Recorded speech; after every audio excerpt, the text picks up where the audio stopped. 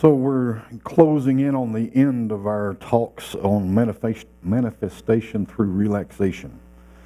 The first week we talked about divine visioning, and then last week we talked about spiritual perspective. And today we're talking about divine abundance.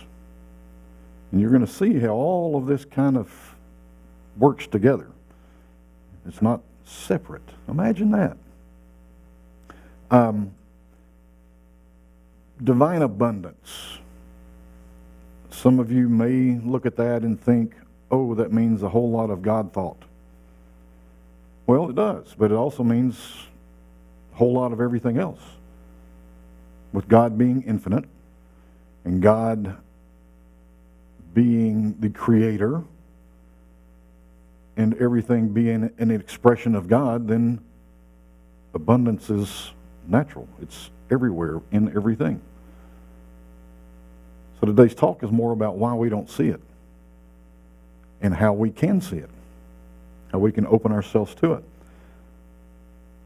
Did you know that everything you can ever imagine and more already exist? What I mean by that and more is if you imagine something absolutely incredible, just know that there's more available. We have a hard time seeing that because we stay in this human perspective that we talked about last week. We have to remember that there is no lack. There are no limits. There's no membership required to get into this, and you don't have to have a password or a secret handshake to get to it. All you have to do is believe in the oneness that you are in God. When you believe that, when you can embrace that, when you can hold that as your truth, there are no limits. Because God is infinite. There's no limit to God. If you're one in God, how can there be any limits to you other than our own thinking? In our human consciousness, we look for props or material manifestation. If we don't see that brand new car sitting in the driveway, we start to think of it as failure. Oh, I didn't manifest right. I didn't cross my eyes the right way when I was manifesting. I didn't hold my fingers crossed. Or we find all kinds of reasons and excuses that we failed. Simply that we were looking at it through our human consciousness. Because when we're doing that, we cannot realize that the experience of being in that car is available to us any moment of any day when we sit down and we close our eyes, we vision it, we feel it, we see it, we hear it, we walk through the processes of visioning that we talked about in the first place. Because it's the experience. It's not that new car that we really want. It's the experience of that car. That car, whether it's because we need something to get us from point A to point B or we want something flashy and shiny, doesn't matter. The experience is what we're after. So if your experience was to get from point A to point B, a bicycle can do that. A taxi can do that. An Uber, a Lyft, your friend can get you from point A to point B. But we get fixed on this one thing. And when we're fixed on that one thing, we can't see all of the other options. We can't experience all the other options as succeeding in our manifestation. It's not anything against the car. I'm not saying don't vision for a new car. What I am saying is experience it from a spiritual perspective. Then you get the experience of it. Once you have the experience of it, you start believing it, you start feeling it, you start recognizing it within you already.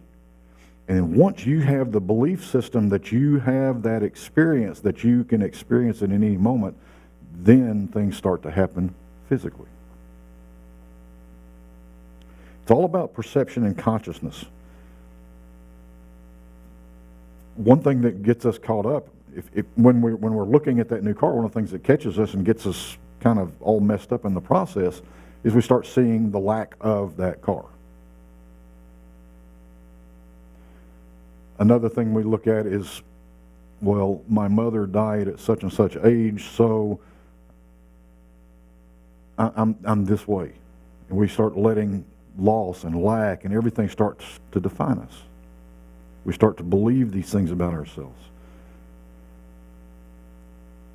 I want you to imagine something that you feel like you lack or feel like you lost. Just come up with something and think about it. It doesn't have to be huge, but just think about that for a moment. When you think about that, you start having feelings.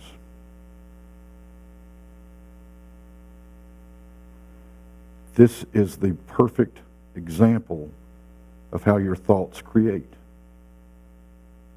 Your thoughts are creating the experience of lack or loss. I use the negative there because that's easier for most people to get to. Because you've been through it already, so you know how it feels. You can experience it again. You see that. You can do the same thing for something positive. Instead of seeing the lack of that car sitting in front of you, you can see the abundance of the experience that that car is going to bring you. And that can be your focus. That can be your perception of that situation. It's not the lack of a car. That car is already made manifest because there is nothing that's not made manifest. We get busy feeling and experiencing that. And then our perception changes. Our perception moves away from, I need a car because I don't have one, to, oh, what a glorious experience this is going to be. And then as you do that, things start to transpire on the physical level. But we must first believe it, perceive it on that spiritual level. Because on the spiritual level, there is nothing missing, nothing lacking.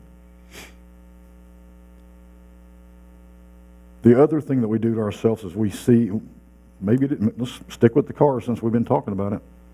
We manifest a new car into our life physically, something that we can go out, put the key in and go. Or I guess these days it's push the button and go.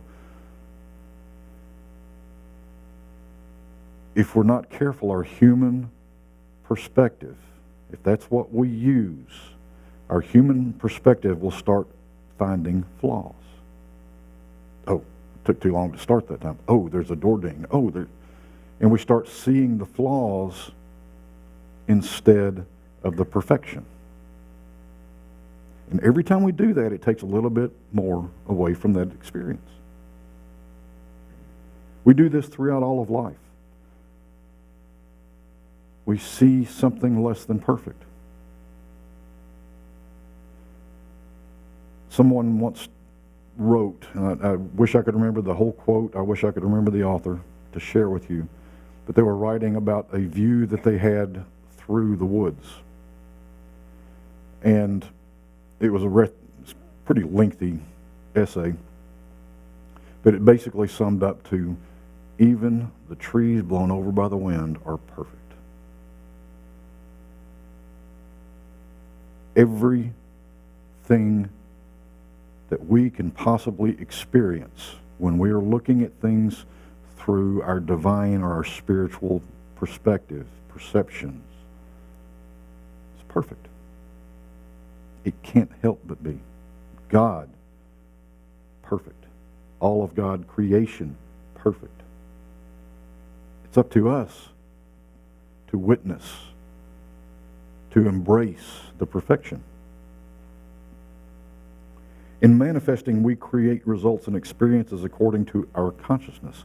So if we are in the habit, in the process of seeing things through imperfection or through perfection, we are manifesting accordingly.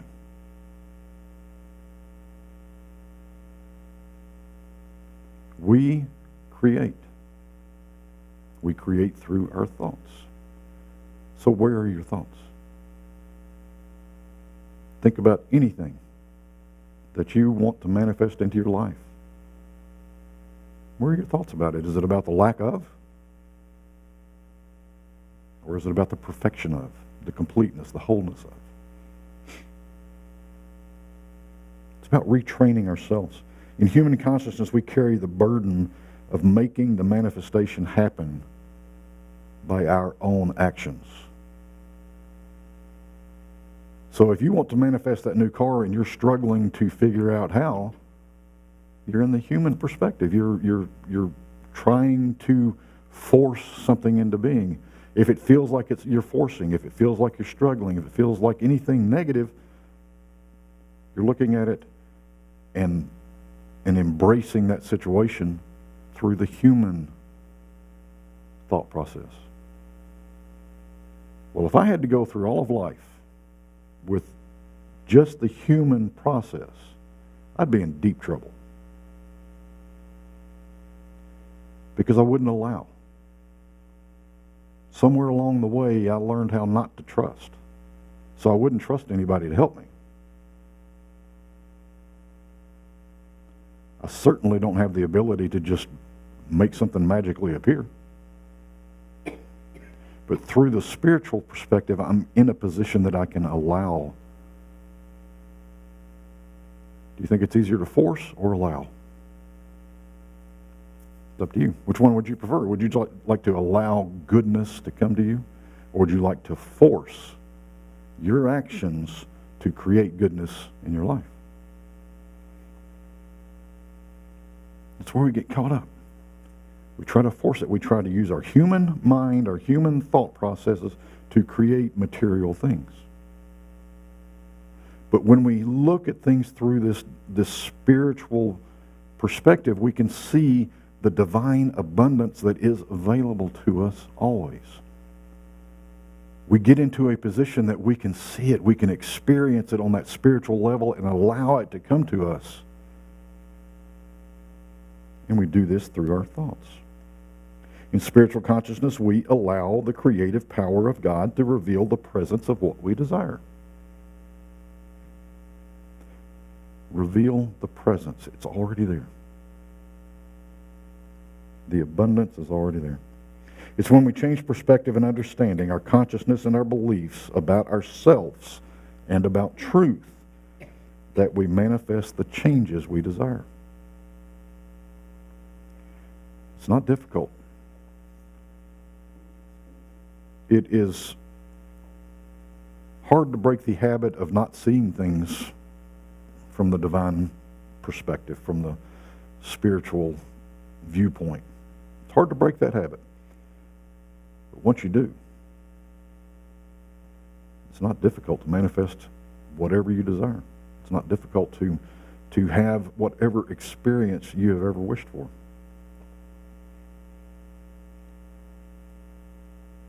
This also holds true for people in our life. You know, I'm not a fan of trying to change others. And I don't recommend that you go out and try to change others, but what I can tell you is when you start changing your belief, your perspective of other people, when you change that and see people from a spiritual point of view, you'll start seeing changes. Two things are going to happen. One is you're going to see them in a different way, whether they change or not.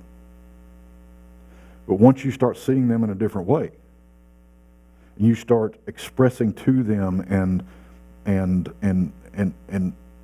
experiencing them from that place, you'll notice that their activities, their behaviors will start to shift. A seminar that I went to many years ago had this process said, train your robots. That was a tool that we had. And the assignment was, I think there were 25 people in this class. And the 25 people had to go to a restaurant where we had to sit down and order a meal and pay for it, split the checks, regular stuff you would do. But we couldn't talk. We could not speak a word from the time we left the meeting room till the time we got back, and we had to drive somewhere. Now, they made us go into silence before we even decided where we were going to go. So what this process did is it was amazing how people changed the way they dealt with you because of the way I was acting. They went out of their way to understand. They went out of their way to clarify what they were speaking. Not only the people that I was with, not only those 25, but the people, the waiters or servers at our table. They were changing. You could watch how they acted with the other tables. And they would change the way that they were acting to communicate with us. And it went on and on and on throughout this whole process. We train our robots. So if you're looking at people from a human standpoint and judging them according to human beliefs, they're going to act one way. If you look at them and act towards them from your spiritual truth, you're going to see them in a different way, and they're going to act in a different way. They will respond to you in a different way. You can only do this through a spiritual consciousness to get the results you want. You can do this through a human consciousness, and it may be ugly what you get. But through a spiritual consciousness, you can create a connection that is perfect. So instead of trying to change others, just ascend in your own consciousness. Think back. You can just be honest with yourself. You don't have to raise hands or anything, but just think back about how you have tried to change somebody else that was difficult to deal with. I know I have. You don't have to change them. You ascend in your own consciousness, your own belief system, your own awareness. And even if that's all that happens, it elevates the entire process. We elevate our consciousness and truly experience the Christ consciousness within. When we do that, we sanctify ourselves. We also sanctify the other. We sanctify the relationship. And in doing that, our response into and from that relationship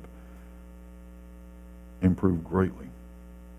Jesus showed us that when we become aware of and open to our oneness in God, we do the works of God.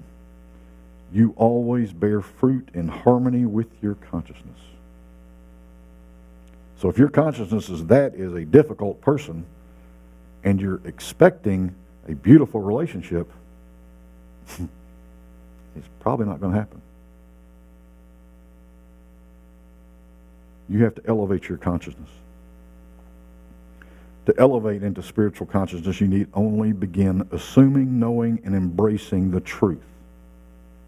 That's the truth of you, the truth of that other person, the truth of the situation. And this truth that I'm speaking of is the capital T truth. This is the truth that is God, that is divine, that is the holy presence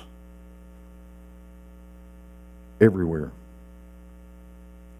To bring about this perfection is reliant upon our understanding, our beliefs, and our thoughts, not the beliefs and thoughts and understanding of the other person or the other parts of the situation. It's our own thoughts. So we can't blame anymore. If we want to rise into that spiritual experience that is our truth, we can't blame. Don't care what happened. It's nobody's fault but our own, because this is all about our thought process, our consciousness, our awareness, our mindfulness. So if I have a bad day and I'm not anywhere near spiritual awareness and consciousness, I can't blame Kathy. She never gives me a reason to anyway. A difficult situation, I can't blame. It's easy to say, oh, well, I didn't get much sleep last night because the train kept going by, and so I'm a foul mood today. It's your own fault. It's not the train's fault. The train maybe kept you awake enough that you're tired. Doesn't affect your mood, your perceptions, unless you allow it.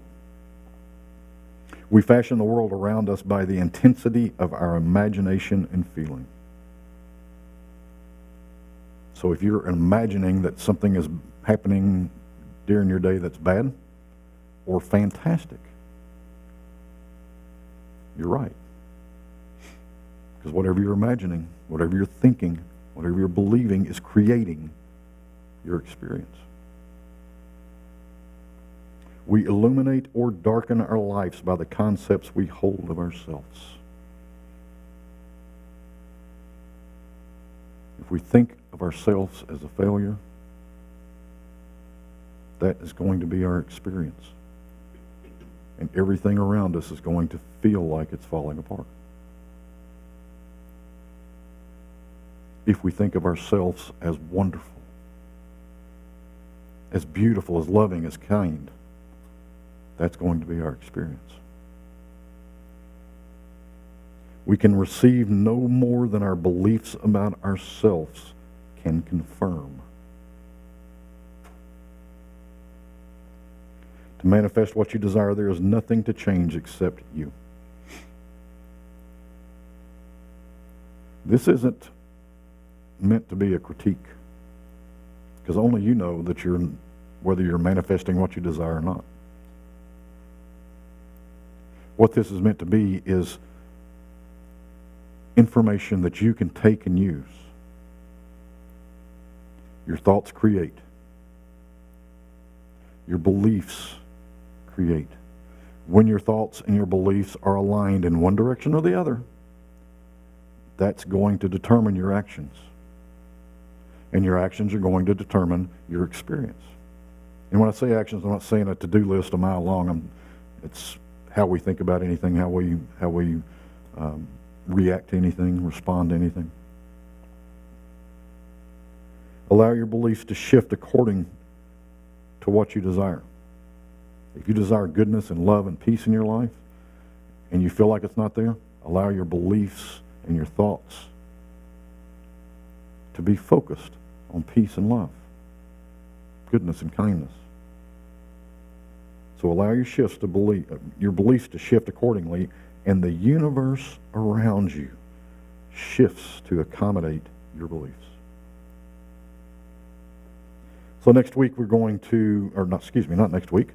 Kathy and I won't be here, but the week after that, 2 weeks, we're going to wrap up this manifestation through relaxation concept. And if you notice, the theme is we're not working hard to do anything. We are working to relax into truth. Okay? So knowing that, let's go into prayer. Father God, opening to your truth is omnipresent, omnipotent, and omniscient. We know your divine nature is the beautiful truth that we can embrace and embody right now. May we remember that your nature throughout our days and lean on it for love and support, for healing, for knowledge. We embrace the truth within us that we are wholly one in you and you in us. We embrace the knowing that you are present within all things now and always. We treasure and we cherish the nature of you. Seeking an ever-increasing understanding of your nature, we increase our awareness of your presence and your power and your wisdom. Knowing the increase we seek is already within, we open our hearts, our minds, and our knowing that we may grow our understanding, our allowing, and embrace these truths more deeply and more fully than ever before. Knowing that this already exists, that we have the power to open up, to receive, we are grateful. And so it is. Amen.